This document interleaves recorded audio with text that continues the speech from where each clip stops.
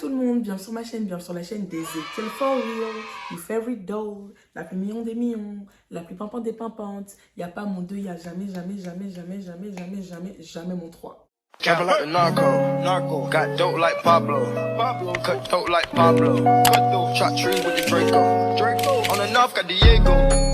Aujourd'hui, on parle du Brazilian Butt Lift, aka BBL. Vous savez, cette opération où au départ, tu as un peu de ventre, ta taille n'est pas forcément fine, les fesses ne sont pas forcément volumineuses, et dès que tu te lèves de la table d'opération, tu ressors avec un corps complètement différent. Tu as la taille plus fine, plus marquée, les fesses plus bombées, plus liftées. C'est de cette opération dont on parle aujourd'hui. Avant que la vidéo ne commence, n'oublie pas de t'abonner, de liker, de partager, d'activer la cloche des notifications et surtout de laisser un petit commentaire. Je vous ai dit, 2023, on veut un soutien maximal. Plus vous allez interagir avec mon contenu, en likant, partageant, vous abonnant, et plus mes vidéos vont être proposées aux utilisateurs de la plateforme YouTube. Et plus je vais monter. N'est-ce pas ce que vous voulez pour moi? Alors qu'attendez-vous? Avant de commencer la vidéo, il y a quelque chose que je vais rectifier. On ne dit pas une BBL, mais un BBL, parce que c'est un lifting. On ne dit pas une lifting, on dit un lifting, donc un BBL, voilà. Brazilian Butt Lift. C'est une opération qui va consister à prélever de la graisse par liposuction dans différentes zones du corps. Donc ça peut être les bras, le ventre, le dos, les poignées d'amour, les cuisses.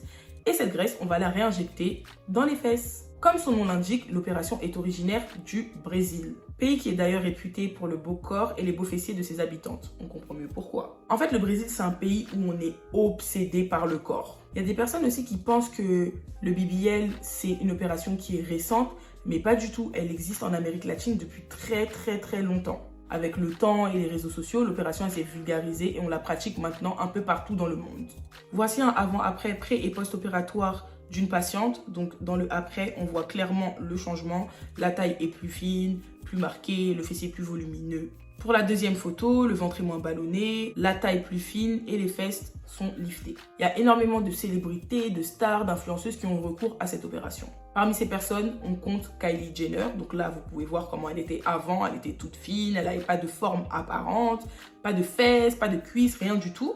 Et après l'opération, elle qui avait une taille en H, elle est passée à une taille en 8. Sa taille est très marquée. Le fessier est devenu balèze. Petit disclaimer que j'ai oublié de faire au début de la vidéo. Sachez que je n'ai rien contre les personnes qui font de la chirurgie. Chacun est libre de faire ce qu'il veut.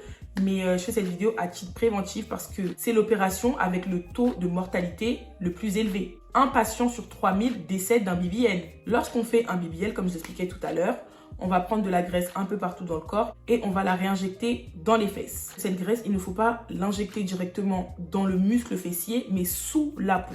Mais des chirurgiens que je qualifierais d'inexpérimentés, de malhonnêtes, s'amusent à réinjecter cette graisse dans les fesses directement, c'est-à-dire dans le muscle. Alors que dans le muscle, il y a les vaisseaux sanguins. Donc si par malheur, cette graisse se retrouve dans un vaisseau sanguin, ça va bloquer la circulation sanguine, donc le sang ne passe plus, il n'y a plus de circulation, le cœur n'est plus alimenté, le cerveau non plus, les autres organes vitaux aussi. Et c'est l'arrêt cardiaque direct. Mourir parce qu'on allait se faire injecter de la graisse dans les fesses, je trouve ça un peu dommage. Donc quand vous partez faire vos BBL, s'il vous plaît les filles, faites attention au chirurgien chez qui vous le faites.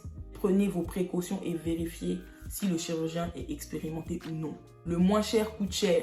N'allez pas faire vos BBL dans les coins où ça coûte 1000 €.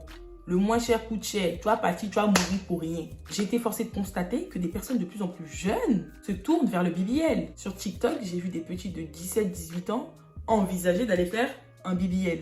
C'est mon opinion, mais je trouve que c'est vraiment tôt. Et parfois, c'est pas forcément nécessaire. Tu vas peut-être faire 2-3 mois à la salle de sport et c'est réglé. C'est vrai que depuis de nombreuses années, c'est la tendance d'avoir la taille en 8, le ventre très plat, les fesses volumineuses, bombées, tout ce que vous voulez. Mais n'oubliez pas que la mode et les tendances changent. 40 000 ans avant notre ère, cette statue que vous voyez, la Vénus de Milo, c'était l'idéal féminin. Les femmes charnues, avec des rondeurs, étaient appréciées. À partir des années 60, ça a été la mode des femmes minces.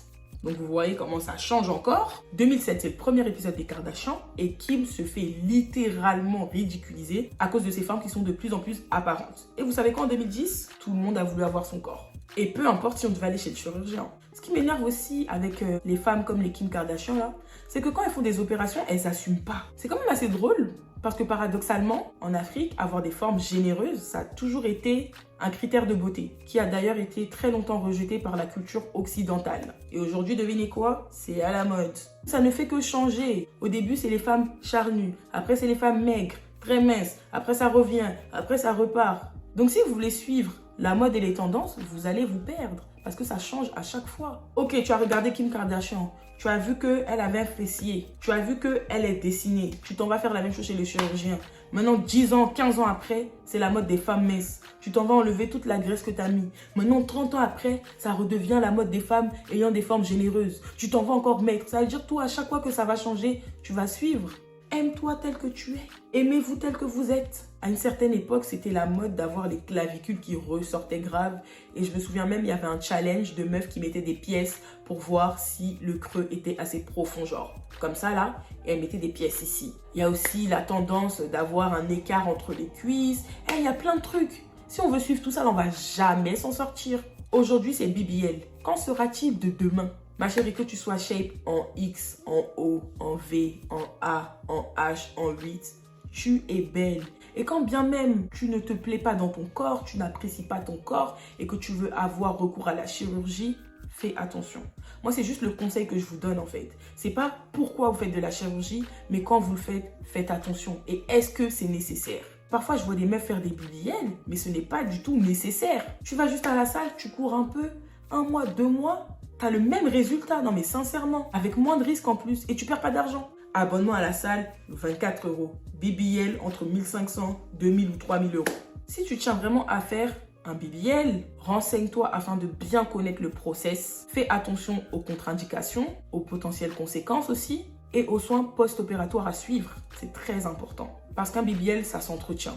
Déjà, il faut savoir qu'une partie de la graisse va disparaître. Et celle qui va rester, il faudra l'entretenir, sinon c'est très vilain. Il faut faire du sport, il faut faire des massages drainants, il y a plein de choses à faire. Il faut aussi savoir que le résultat du BBL de ton influenceuse préférée ne sera pas ton résultat à toi. On a des corps différents, on réagit différemment, on cicatrise différemment. Il y a plein de facteurs à prendre en compte. Tu as vu le BBL de ton influenceuse, tu allais faire, pour toi est bizarre.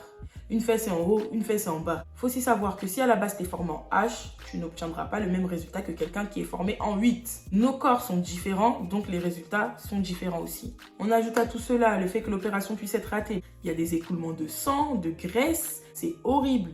Pendant un long moment, tu ne peux pas t'asseoir parce qu'il faut que tout se répare. On a tous vu ici le cas de Léa Marie. Elle est partie faire ses fesses. Je ne sais pas quelle dose de graisse elle a demandé au chirurgien.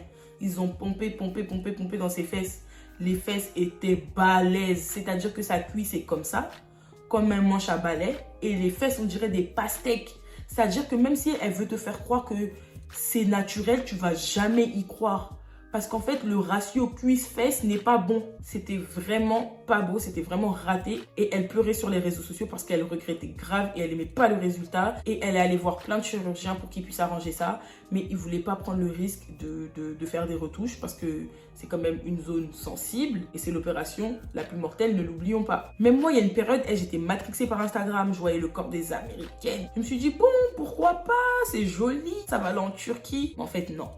Je préfère revoir mon alimentation, faire du sport à fond, obtenir le résultat que je veux, obtenir mon goal, que d'aller là-bas. Bon, on ne sait jamais, il ne faut pas critiquer, mais ça n'est pas dans ma tête en tout cas. J'ai déjà songé parce que je trouvais ça beau et que quand tu vois ça tous les jours sur les réseaux sociaux, ça peut donner envie, mais non.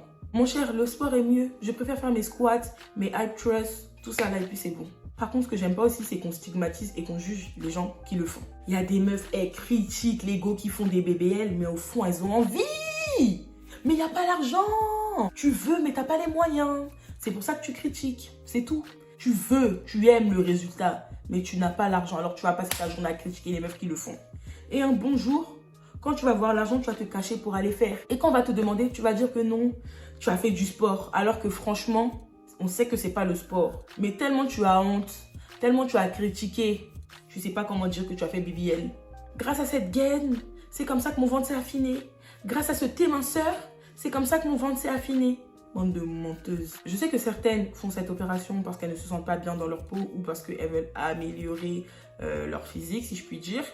Mais je sais aussi qu'il y en a d'autres qui le font pour les hommes. Et ça, je trouve ça dommage. T'es allé faire un BBL parce qu'il t'a dit qu'il aimait les filles chargées avec des fessiers qui font perdre la tête. Puis du jour au lendemain, il te quitte parce qu'il préfère les skinny. Et il est tombé amoureux d'une skinny. Tu es allé risquer ta vie en Turquie pour quelqu'un qui peut changer à tout moment.